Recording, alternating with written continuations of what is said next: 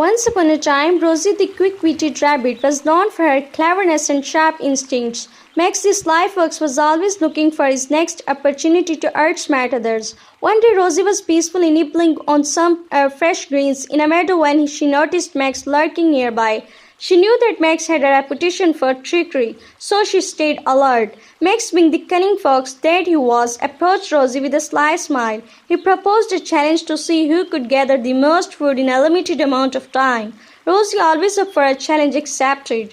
The rules were simple. They had 1 hour to gather as much food as possible. The catch was that they could only collect food from the opposite side of the meadow. Rose, being a clever rabbit, immediately devised a plan. While Max dashed off to the other side of the meadow, Rosie made her way to a nearby berry patch. She knew that berries were Max's favorite, so she strategically gathered a small portion of them. As Max returned with a bundle of vegetables, he could not help but noticed Rosie a small pile of berries. He smirked, thinking he had won, but Rosie had a trick up her sleeve. She proposed a trade. Rosie offered Max her small pile of berries in exchange for a portion of his vegetables. Max, thinking he was getting the better deal, agreed.